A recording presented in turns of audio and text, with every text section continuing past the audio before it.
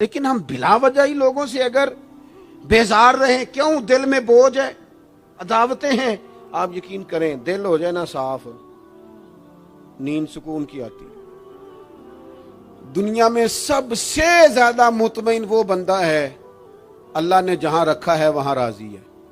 چلو ایک بات بتاؤ مجھے، ہم جس قبیلے میں پیدا ہوتے ہیں وہ قبیلہ ہماری مرضی کا ہوتا ہے کہ رب کی مرضی کا؟ جلدی جلدی بتاؤ، اتنی دیر نہ کرو، کس کی مرضی ہوتی ہے؟ تو پھر جو قبیلہ اللہ نے میرے اور آپ کے لیے پسند کیا، ہم کیوں نہیں پسند کرتے؟ جو دادا نانا چچا ماموں اللہ نے میرے لیے پسند کیے، یہ رشتے اللہ نے بنایا ہے نا، تو ان سے آوازار ہے، تو ان سے تنگ ہے، وجہ جو اللہ نے تیرے لیے پسند کیا اسے پسند کر۔ حضرت ابراہیم ابن ادم رحمت اللہ علیہ ایک دفعہ مریدوں کے بیچ بیٹھے تھے، تو آپ فرمانے لگے دنیا میں جو کچھ ہو رہا ہے میری مرضی سے ہو رہا ہے۔ بعض بندے پریشان بھی ہو جاتے ہیں جلدی کہ اتنا بڑا دعویٰ کر دیا ہے، تو آپ ہنس پڑے، فرمانے لگے اگلی بات بھی سن لو پھر کوئی تبصرہ کرنا۔ فرمانے لگے جو کچھ ہو رہا ہے میری مرضی سے ہو رہا ہے، کیونکہ میری وہی مرضی ہے جو میرے رب کی مرضی ہے۔ میں نے اپنی مرضی اپنے رب کی مرضی میں فنا کر دی، اب میری مرضی کوئی نہیں۔ سانو قید سجن دا گہنا ہے، او جنج رکھے ایسا اونج رہنا ہے۔ ہم نے چھوڑ دی اپنی مرضی، اپنا ہے ہی کچھ نہیں۔ ہم نے نہ کبھی قطرے پہ غور کیا اور نہ دریا دیکھا، بس جہاں تیری جھلک دیکھی وہیں ڈوب گئے۔ چھوڑ دو یہ اس نے یہ کیوں کر دیا؟ وہ خواجہ نظام الدین صاحب محبوب الہی رحمت اللہ علیہ کے ایک مرید نے ایک دفعہ آ کے کہا حضور بڑی ہو گئی درگزر فقیری درویشی بڑی ہو گئی، اب جو میرے رستے میں کانٹے بچھائے گا میں بھی اس کے رستے میں بچھاؤں گا۔ وہ بڑے غصے سے بول رہا تھا، فقیر فقیر ہوتے ہیں۔ خواجہ صاحب ہنس پڑے، فرمانے لگے پتر تو زیادہ ہی ناراض ہو گیا ہے۔ کہنے لگا نہیں حضور، ہمیں کچھ کرنا نہیں آتا، ہمیں بھی سارا ہی پتہ ہے، سٹ تے پکھڑا کوار گندل اسی اور بھی بوٹیاں جاننے ہاں، ہمیں بھی سارا ہی پتہ ہے، نمٹ نہیں لینا۔ سویرے جو ہمارے رستے میں کانٹے بچھائے گا سویرے اس کی گلی میں بھی بچھے ہوں گے۔ تو حضرت محبوب الہی فرمانے لگے پتر آدھے رستے میں تیری ضد میں وہ کانٹے بچھا دے گا اور آدھے میں تو اس کی ضد میں بچھا دے گا، تو پھر تو جو عام راہگیر ہوں گے ان کے بھی پیر زخمی ہوں گے۔ تو تمہاری لڑائی میں تو مخلوق پریشان ہو گئی۔ عرض کی حضور یہ تو آپ نے ٹھیک کہا ہے۔ فرمانے لگے اگر چاہتے ہو نا دنیا کانٹوں سے نہ بھرے اور لوگوں کو تکلیف نہ ہو تو ایک دوسرے سے تکلیف چھوڑ دو۔ یہ مت سمجھنا تیرا ایک بندے سے اختلاف ہے، تیرا ایک سے اختلاف ہوتا ہے اس کے اثرات دائیں بائیں بھی جاتے۔ حضور پھر کیا کروں؟ فرمایا اسے بچھانے دے، وہ بچھاتا جائے تو اٹھاتا جا، تو اٹھاتا جا۔ ویسے بھی جو کام ساری دنیا کر رہی ہوتی ہے وہ تو سارے کر ہی رہے ہوتے ہیں، کوئی ذرا ہٹ کے بھی کرنا چاہیے۔ جتن جتن تے ہر کوئی کھیڈے، جتن جتن تے ہر کوئی کھیڈے، تو ہارن کھیڈ فقیرا، جتن دا مل کوڈی پیندا ہی ہارن دا مل ہیرا۔ کبھی بندہ ہارے بھی اپنے دل سے بوجھ اتار دے، نفرت کو دور کر دے۔ عداوت دشمنی اگر کسی وقت رکھنی ہے تو اللہ رسول کے دشمن سے۔ اشداء علی الکفار، اپنوں کے لیے کیا ہے، کچھ عقیدہ کے لیے کیا ہے، رحماء بینہم۔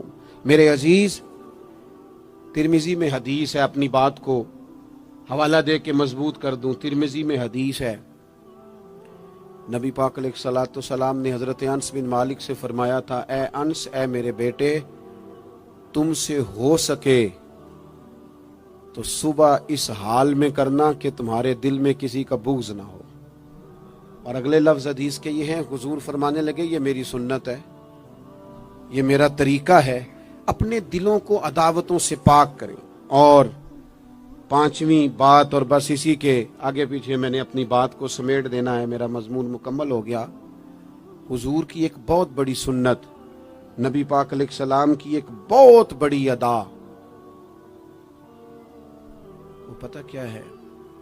وہ ہے دوسروں کا احساس کرنا، دوسروں کے بارے میں سوچنا، دوسروں کا خیال کرنا۔ میں ابھی آ رہا تھا تو میری گاڑی کے ساتھ کچھ دوستوں نے دوڑنا شروع کر دیا۔ میں جو ہوں مجھے اس کا پتہ ہے، میں ہمیشہ دوستوں سے کہتا رہتا ہوں آپ بزرگوں کے ہاتھ چومیں، اللہ والوں کی اچھی بات ہے، آپ کو فائدہ ہوگا۔ میرے جیسے گناہگار کے ہاتھ چوم کے آپ کو کیا ملے گا؟ کوئی نتیجہ نہیں نکلے گا۔ ہاں آپ کوئی میری بات مان لیں اور اس پر عمل شروع کر دیں تو رب کریم کی رحمت صبح قیامت ممکن ہے یہ کہہ دے یہ تیری وجہ سے اس نے شروع کیا تھا، جا تیرے گناہ بھی معاف کیے۔ یہ جو ذوق ہے نا، اب ایک بندہ گاڑی کے پیچھے بھاگ رہا ہے تو مجھے اتنی سخت تکلیف ہو رہی تھی، میں نے کہا یار کیا ضرورت، دیکھو نا بیچارہ گرمی کا موسم ہے، پیاس لگے گی اور پسینہ آئے گا، کیوں بھاگ رہا ہے؟ میری مجبوری بھی ہے، گاڑی کو تو چلنا ہے۔ جب تک ہم احساس پیدا نہیں نہ کرتے، میرے قبلہ عالم فرمایا کرتے تھے کہ تیری گاڑی کے آگے سے کوئی غلط کراس کر گیا اور دوڑ کے گزر گیا اور کوئی سخت جملہ بھی کہہ گیا ہے، اس پر بھی تنقید نہ کر، تو اپنے دل میں اس کا احساس پیدا کر، سوچ کے ہو سکتا ہے اسے گھر میں کوئی ایمرجنسی ہو گئی ہو۔ اپنی سوچوں کو مثبت کریں، آپ دوسروں کا احساس بھی اپنی طبیعت میں پیدا کریں، دوسروں کے بارے میں بھی سوچیں۔ میں یہاں ماشاءاللہ سٹیج پہ بیٹھا ہوں، بڑا نرم ماحول ہے، بڑا کچھ ہے، لیکن جو دوست پیچھے دیوار کے ساتھ کھڑے ہیں نا، جن کو جگہ بیٹھنے کی بھی نہیں ملی اور کھڑے ہونے کی بھی صحیح کر کے نہیں ملی، ان کا بھی احساس پوری طرح، اور میرے خیال میں سب سے زیادہ مہمان خصوصی بھی وہی ہیں آج کی ہماری محفل کے، جو زیادہ مشکل میں بیٹھے۔ احساس اپنی کہاں تک احساس کرنا ہے؟ لو حدیث پاک سنو، اللہ کے محبوب علیہ السلام فرماتے ہیں میں نماز پڑھانے کھڑا ہوتا ہوں، نماز،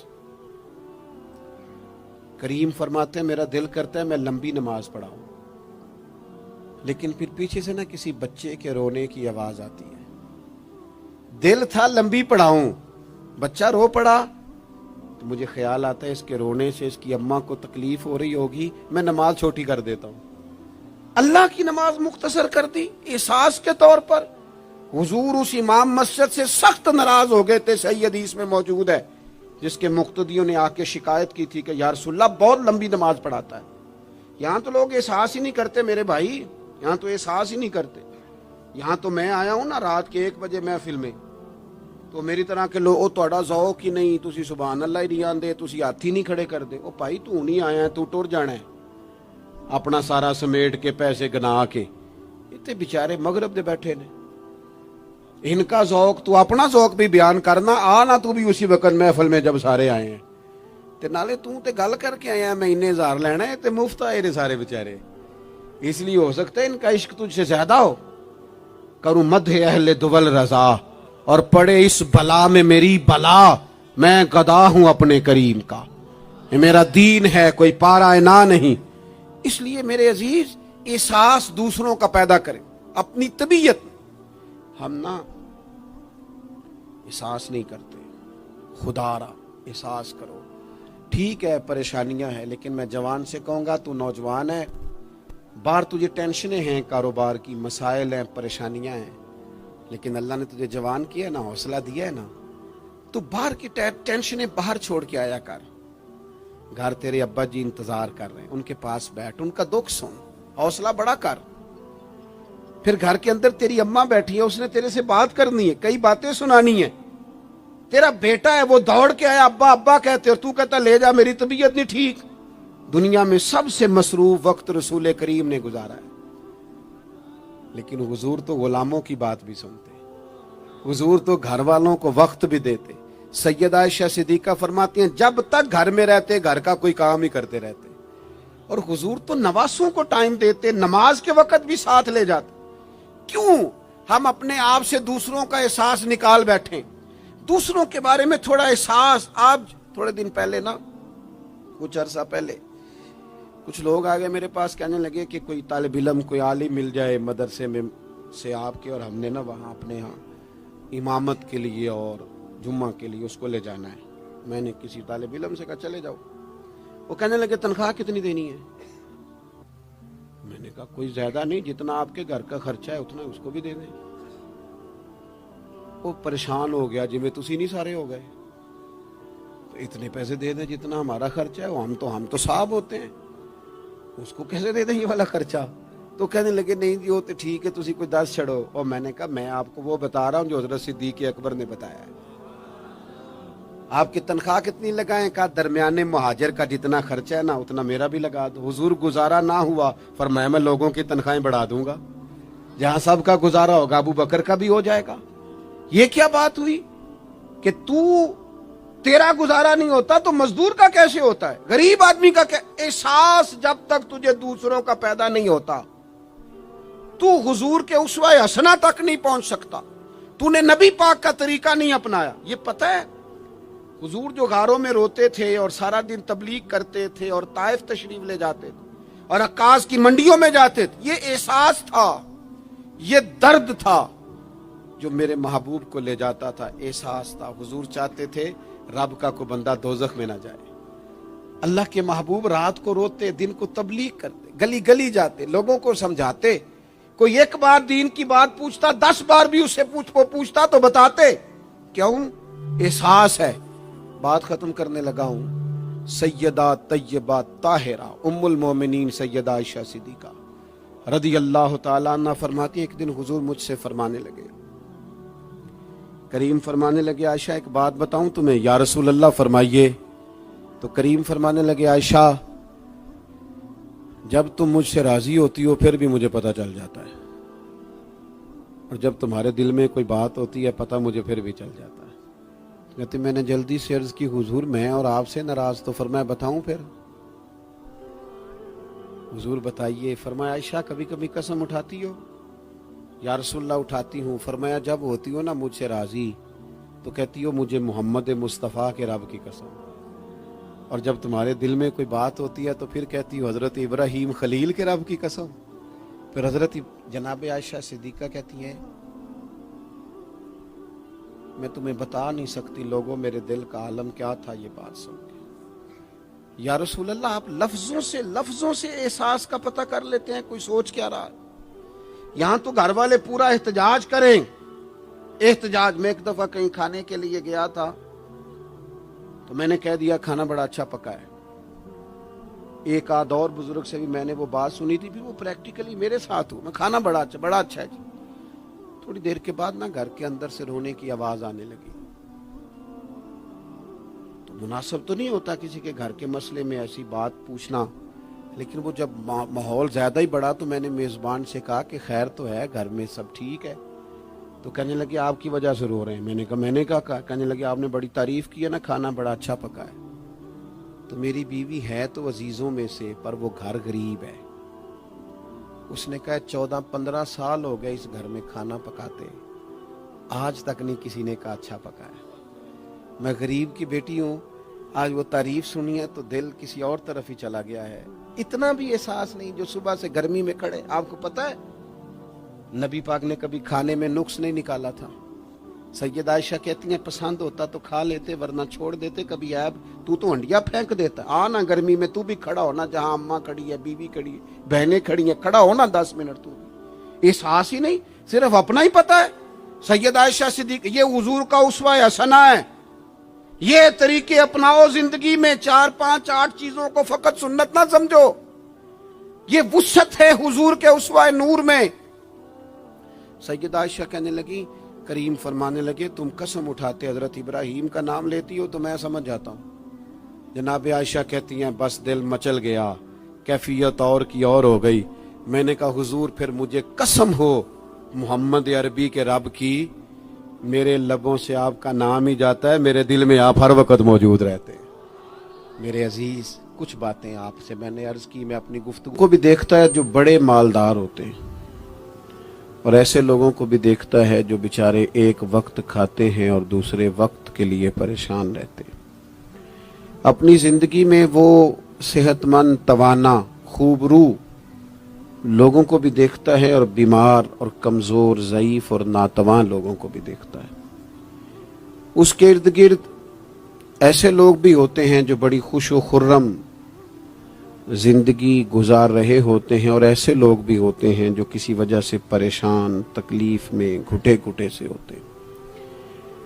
انسان اپنے ماحول سے بھی سیکھتا ہے، معاشرے سے بھی سیکھتا ہے، اور پھر جب وہ لوگوں کے قریب جاتا ہے اور اپنے گھر سے اٹھ کر وہ لوگوں سے ملاقات کرتا ہے تو مختلف قسم کے مشورے، مختلف قسم کی آراء اور مختلف قسم کے مشیر اسے ملنا شروع ہو جاتے ہیں.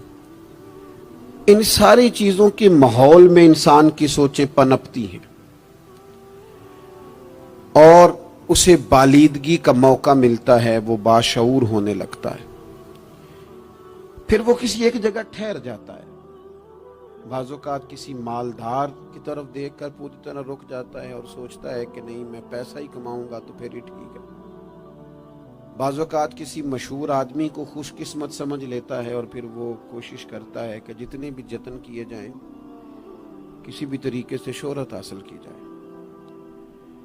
وہ اس طرح کر کے ہماری ملت کے جوان بھی، ہمارے لوگ بھی، پھر میں نے ایسے لوگوں کو بھی دیکھا ہے جو اگرچہ بہت بڑے کسی ادارے سے پڑے ہوئے تھے اور مالدار تھے اور وزادار تھے، اور انہوں نے یہ دیکھا کہ پاکستان میں آ کر یا یہاں پہنچ کر مجھے خدمت کا کام کرنا چاہیے، آئے، اچھی نیتوں کے ساتھ آئے ہوں گے، کوئی ان کے پیچھے نیک مقاصد ہی ہوں گے، لیکن جب انہوں نے پاکستانی سیاست کا ماحول دیکھا نا، تو پھر نہ ڈگریاں نہ تعلیم کچھ بھی نہیں، وہ جس طرح کا ماحول تھا اسی طرح کے بن گئے، روایتی ہو گئے، کسی نہ کسی کے پیچھے یوں ہی لوگ لگ جاتے ہیں اور طرز زندگی اختیار کرتے ہیں۔ ہمیں لگنا ہوتا ہے کسی نہ کسی کے پیچھے، ہم پیروی کرتے ہیں لوگوں کی، لوگوں کو دیکھتے ہیں، اس حساب سے ہم اپنے آپ کو مرتب کرتے ہیں۔ پھر میرے بھائیوں، ایک مسئلہ اور بھی ہوتا ہے، انسانوں میں صرف خوبیاں نہیں ہوتی، عام انسانوں میں بشری کمزوریاں بھی ہوتی ہیں۔ ہم بعض اوقات کسی کے پیچھے چلتے ہیں تو تعریفوں کے پل باندھتے ہیں، محبتوں اور عقیدتوں کا لمبا چوڑا اظہار کرتے ہیں، پھر تھوڑا سا ٹائم گزرتا ہے اور تھوڑا سا قرب ملتا ہے تو پھر ہمیں اس بندے میں خامیاں نظر آنی شروع ہو جاتی ہیں۔ کورے ورک کتاب نہیں ہوندے، پتھر دل گلاب نہیں ہوندے، سجنا پہلو ہی سوچ کے لائیں پھر یاراں نال حساب نہیں ہوندے۔ سوچتے نہیں، سمجھتے نہیں، غور نہیں کرتے، جذباتی فیصلے کرتے ہیں، ماحول جذباتی ہے۔ یا آپ دیکھیں نا، میں کسی جگہ پہ پہنچتا ہوں تو رکنا، بیٹھنا، چلنا پھرنا دوست مشکل کر دیتے ہیں، ایک منٹ کے لیے کہیں کیمرہ بند نہیں ہوتا۔ آپ بڑے تھکے ہوئے بھی ہوں تو آپ صحیح کر کے کہیں بیٹھ نہیں سکتے، چونکہ آپ کے چاروں جانب تو کیمرہ چل رہا ہے، کیسے بیٹھیں؟ نبی کی زندگی بہترین نمونہ ہے، ایک کامل اسوہ حسنہ تمہیں دیتے ہیں، کامل، مکمل۔ نبی پاک علیہ الصلوۃ والسلام کا جو وجود اطہر ہے نا، ایسا وجود اس کے اندر اللہ تعالیٰ نے ظاہری اور باطنی، یہ میں کسی جوش سے نہیں بول رہا، میں بڑی ہوش سے بات کر رہا ہوں، آپ سے بھی گزارش کرتا ہوں ہوش سے سننا۔ یہ بات میں درجنوں اور بیسیوں کتب کا نچوڑ آپ کے سامنے رکھ رہا ہوں۔ اللہ تعالیٰ نے نبی پاک علیہ الصلوۃ والسلام کے اندر ظاہری باطنی ساری خوبیاں بھر کے اپنے محبوب کو دنیا میں مبعوث فرمایا ہے، نہیں کھلا دیے، وہ جس راہ چل دیے ہیں کوچے بسا دیے۔ بعض لوگ ناراض نہ ہونا مجھ سے، بعض لوگ ہنستے ہیں، سونا نہیں ہنستے، ہنستے ہیں پر سونا۔ سیدہ طیبہ طاہرہ حضرت عائشہ صدیقہ فرماتی ہیں حضور مسکراتے تھے لیکن اس مسکرانے میں بھی عجیب وزاداری تھی، ہنستے تھے کھل کھلا کے نہیں ہنستے تھے، اس میں کہا نہیں لگتا تھا، آوازیں نہیں پیدا ہوتی تھی، یعنی سونا ہنس بھی جاتے تھے لیکن اس کے اندر بھی عجیب لطافت تھی۔ وہ کیسا ہنسنا تھا؟ صحابہ فرماتے ہیں حضور ہنستے، مقدس دانتوں میں سوراخ تھا، زیر لب مسکراتے، اور وہ جو حضور کے مقدس دانتوں میں مقدس سوراخ تھا نا، جب حضور ہنستے اس سے نور نکلتا اور مسجد نبی کی دیواریں بھی روشن ہو جاتی۔ یعنی ایسا نہیں ہنسنا جس طرح کوئی میری طرح کا آدمی ہنستا ہے تو لوٹ پوٹ ہو جاتا ہے اور اس ہنسنے کے اندر کئی دفعہ وزاداری قائم نہیں رہتی، کئی دفعہ اس کے اندر وہ وقار قائم نہیں رہتا۔ حضور ہنستے تو تبسم کرتے، یعنی ہنس بھی رہے ہیں تو ہنسنا بھی بڑا ہی باکمال ہے۔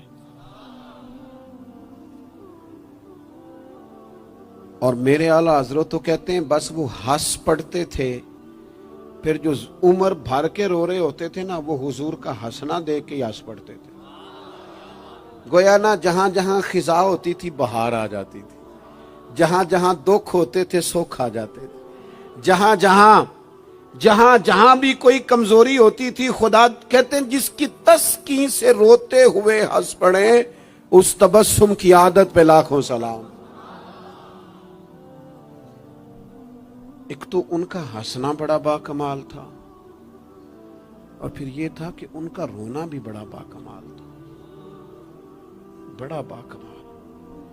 नहीं वो कभी रो पड़े और कभी करीम की आंखों में आंसू आ जाए, और कभी उनके चेहरे पर अफसुर्दगी आ जाए, तो यूं लगता था कि फूलों ने खिलना छोड़ दिया है, कलियां अपनी जगह से हट गई हैं। समुंदर ने कहा नहीं नहीं अब शोर नहीं करना। यूं लगता था कि तितलियां अपनी जगहों पे बैठ गईं। जब वो कभी रोते थे तो यूं महसूस होता था कि जैसे चांद कहता है कि नहीं अब मैंने नहीं खुल के चमकना, महबूब तो रो पड़े।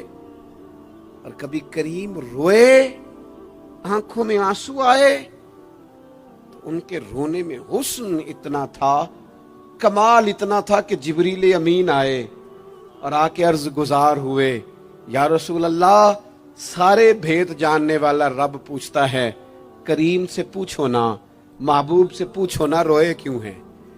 ये रो पड़े हैं, क्यों रोए हैं? सारे भेद जानने वाले मालिक क्यों रोए? तो महबूब फरमाने लगे, जिब्रील, उम्मत का कयामत का हिसाब, कयामत की गर्मी, अल्लाह ताला का कुर्सी इदालत में अपनी शान के लायक जलवा फरोज होना, उम्मत की कमजोरियां, सुस्तियां, गफलतें, इनको याद करके रो पड़ा हूं। गमे उम्मत ने निढाल कर दिया है। हजरत जिब्रील बारगाह इज़वी से पैगाम लाए, महबूब करीम सल्लल्लाहु ताला अलैहि वसल्लम ने, हुजूर रोए। तो जब जिब्रील अमीन ये पैगाम लेके लौटते हैं तो रब करीम ने क्या फरमाया? आपकी तवज्जो है मेरी बात पर? मालिक करीम ने क्या फरमाया? वो आयत नाजिल हुई जिसके बारे में इमाम ज़ैनुल आबिदीन रदी अल्लाह ताला अन्हु फरमाते हैं, कुरान में सबसे उम्मीद वाली आयत ये है। रोए हुजूर और जनाब जिब्रील पूछ कर वापिस गए तो रब करीम ने फरमाया, जाके मेरे महबूब से फरमा दें, वाला सौफ युतीका रब्बुका फतरदा, महबूब रब आपको इतना देगा कि आप अपने रब से राजी हो जाएंगे। महबूब आपको राजी करेंगे, ना रोएं, आपको राजी करेंगे आप। और हुजूर क्या फरमाते हैं? फरमाया, जब तक मेरा एक उम्मती भी दोज़ख में, मैं कोई नहीं राजी होता। अल्लाह, क्या जहन्नुम अब भी न सर्द होगा? रो रो के मुस्तफा ने दरिया बहा दिए। हुजूर का हंसना भी बाकमाल, रो देना भी बाकमाल। उनका किसी बंदे से मोहब्बत से उठ के गले लगाना भी बाकमाल। और कभी हुजूर जलाल करें तो महबूब फरमाने लगे, मैंने दुआ मांगी है, ए अल्लाह, अगर मैं किसी को झिड़क दूं तो उतना सवाब देना जितना तू फर्द नमाज का सवाब देता है। यहां ये भी हर जाविये से, हर निगाह से, मैं क्या आपको अर्ज करूं, हमने न कभी सीरत बयान की, मेरी तरह के लोगों ने, ना कौम उस तरह से सीरत को पढ़ती है। सीरत नबवी का एक एक पहलू कभी खोला जाए। ये जो जमाने में बेचैनी पाई जाती है ना, बेकरारी पाई जाती है, और ज़हनी इंतशार है, और फिक्री उलझाव है, और टूटती बिखरती सोचें, ये सारी खत्म हो जाए। ऐसा ठहराव नसीब हो, जीने का भी मजा आए और मरने का भी मजा आए। अगर हुजूर की सीरत मुकद्दसा को समझा जाए तो महबूब की जिंदगी हर तरह से कामिल है, मुकम्मल है, अकमल है। आप कहीं भी और जाएंगे, ये आजकल मोटिवेशनल स्पीकर्स का दौर है। हमारे बच्चे जदीद पढ़े लिखे, वो कहते हैं मैं फलां मोटिवेशनल स्पीकर के पास जाता हूँ। जाएं आप। बहुत सारे लोग ऐसे, उन्हें कहें तो वो बाज नहीं आते, वो तजर्बा करके बाज आते हैं। और बिलखुसूस नई नस्ल जो होती है वो बुजुर्गों के तजर्बों से फायदा नहीं उठाती, वो अपने अलग से तजर्बे करना चाहती। उसका भी बड़ा खतरनाक नतीजा बरामद होता है। तो कोई बंदा भी जो आपको मोटिवेट करता है ना किताब व सुन्नत के बगैर, کوئی بھی آپ کو موٹیویٹ کر رہا ہے، وہ کیا کچھ کہہ رہا ہے، کیا کر رہا ہے، وہ کبھی بھی آپ کو تعلیم صحیح نہیں دے سکتا۔ کیوں؟ اس لیے کہ جو تعلیم وحی الہی کے بغیر ہوتی ہے وہ ناقص ہوتی ہے۔ انبیاء کی تعلیم وحی الہی کے ساتھ، لہذا اگر کوئی آدمی آپ کو موٹیویٹ کرتا ہے کتاب و سنت کے ساتھ، وہ آپ کو درست سمت لے کے جائے گا، ورنہ تو ہر آدمی آپ کو الجھا دے گا۔ میرے بھائی، نبی پاک کا اسوہ حسنہ، ہمارے ہاں لوگوں نے سنت شریعت سمجھ کس کو لیا ہے؟ ہمارے ہاں لوگوں نے سنت شریعت سمجھا ہے صرف پگڑی باندھ لی، بہت عظیم سنت ہے امامہ باندھنا۔ بعض لوگوں کا خیال ہے صرف داڑھی رکھنا، داڑھی بہت عظیم سنت، بہت عظیم سنت، انبیاء کرام کی پسند ہے۔ اور آپ کو پتہ ہے اللہ تعالیٰ نے عورتوں کو داڑھی دی ہی نہیں، یہ مرد کا زیور ہے۔ ہاں یہ مردانہ کام ہے، داڑھی مرد کا زیور ہے۔ اور پھر یہ آپ کے جسم کا حصہ ہے، داڑھی کا وزن کوئی نہیں ہوتا۔ پوچھ لیں جنہوں نے بڑی رکھی ہے، بے شک ان سے بھی پوچھ لیں، یہ وجود کا حصہ ہے، اس کا کوئی وزن، کوئی پریشانی۔ اور ایک اور بات نوجوانوں آپ سے کہہ دوں چلتے چلتے، بغیر داڑھی کے آپ سونے لگ رہے ہوں تو لوگ کہیں گے پیارے لگ رہے ہو، اچھے لگ رہے ہو، خوبصورت لگ رہے ہو۔ اور داڑھی کے ساتھ اگر کسی کو پیارے لگو نا تو جو تعریف کرے گا وہ تو تعریف ہی بڑی روحانی قسم کی ہے، وجدانی۔ یعنی آپ داڑھی کے ساتھ اچھے لگیں تو لوگ کہتے ہیں کتنا نورانی چہرہ ہے۔ اب دیکھو اس تعریف کے پیچھے جو جملوں کی ترتیب ہے اس میں حسن کتنا، داڑھی، امامہ، سفید لباس، اور پھر یہ کہ مسواک کرنا بڑی اعلیٰ سنت ہے، میٹھا کھانا بڑی اعلیٰ سنت۔ لیکن یہی 4-5 سنتیں نہیں میرے بھائی حضور کی، یہ بہت بڑا مسئلہ ہے۔ بعض لوگ سمجھ فلاں جی سنت شریعت پہ عمل کرتا ہے، کیا کرتا ہے کہ داڑھی پگڑی والا ہے، وہ خدا کے بندے یہ عظیم سنت ہے، کون اس کا انکار کر رہا ہے؟ لیکن نبی پاک کا تو اسوہ حسنہ ہے، اس کے پیچھے تو پوری زندگی ہے۔ ادھر دیکھو میرے، اچھا پھر ایک اور بات، بعض لوگ سمجھتے ہیں میٹھا بولنا صرف سنت ہے اور اخلاق کی علامت ہے، صرف میٹھا بولنا۔ آپ نے ناراض نہیں ہونا، میٹھا تو بعض بندے اپنے مطلب کے لیے بھی بولتے ہیں، وہ کام نکلوانے کے لیے بڑا میٹھا میٹھا بول رہے ہوتے ہیں۔ اور سنو میرے بھائی، صرف میٹھا بولنا ہی سنت نہیں، ہمیشہ سچ بولنا سنت ہے، ہمیشہ صحیح بات کرنا، دیانتدار رہنا۔ تو سمجھتا ہے 4 5 6 8 چیزیں ہی سنت ہیں؟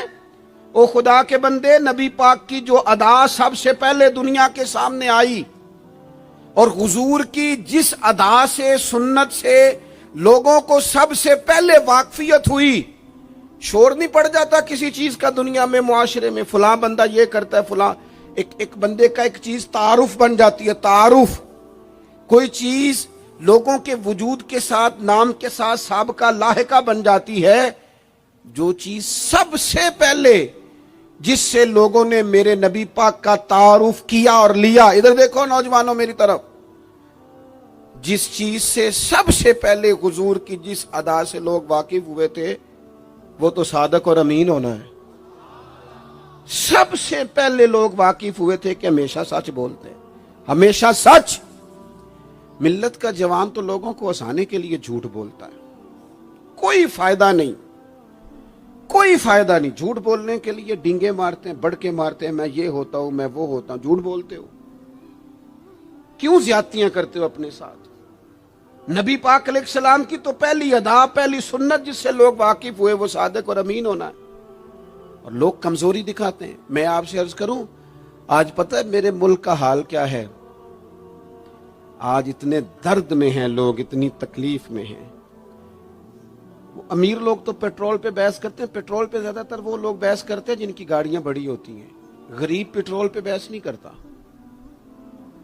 وہ تو کہتا ہے کرایہ 10 روپے بڑھ گیا بس کا، کیونکہ اس کو تو بس میں آنا جانا ہے، پیٹرول سے تو اس کا لینا دینا نہیں۔ یہ تو امیروں کی باتیں، تگڑے لوگوں کی باتیں۔ یہ سارا عالم، اس ملک کا سب سے بڑا مسئلہ نہ قانون کا ہے، نہ معیشت معاشرت کا ہے، اس ملک کا سب سے بڑا مسئلہ دیانتداری کا ہے۔ یہاں اگر دیانتداری ہو جائے، سچ بولنے والا، بات کرنے والا سچ بولے۔ اذان سن لیں جی پہلے۔ ڈاکٹروں کے بارے میں رائے کیا ہے؟ چلیں بتائیں وابڈا والوں کے بارے میں رائے کیا ہے؟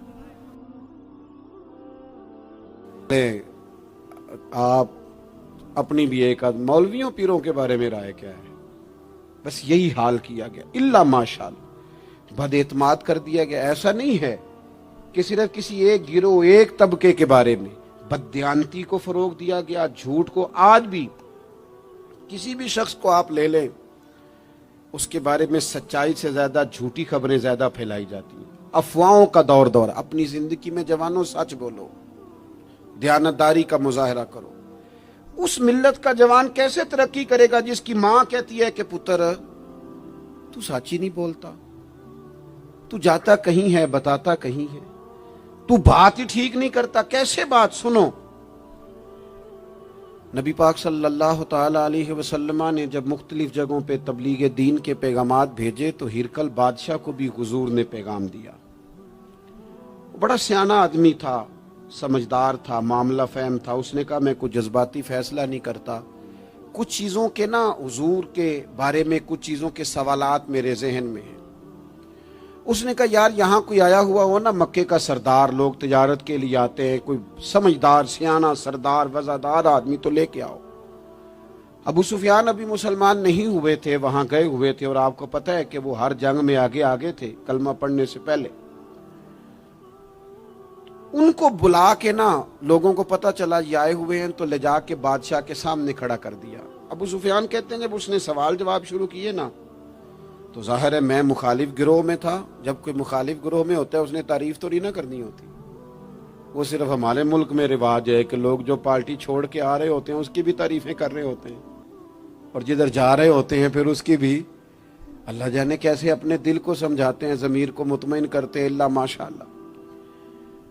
ابو سفیان کہتے ہیں میں چونکہ دوسرے گروہ میں تھا تو بادشاہ نے جو بات بھی پوچھی میں نے رائے مخالف دی۔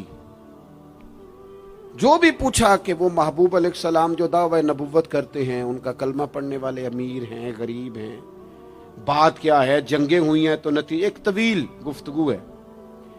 ابو سفیان کہتے ہیں آخر میں بادشاہ نے ایک سوال پوچھا، یہ جوان زیادہ غور کریں گے، سوال پوچھا۔ ابو سفیان کہتے ہیں مجھ سے کہنے لگا وہ جس کریم محبوب علیہ السلام نے دعوی نبوت کیا ہے کیا کبھی انہوں نے جھوٹ بھی بولا ہے؟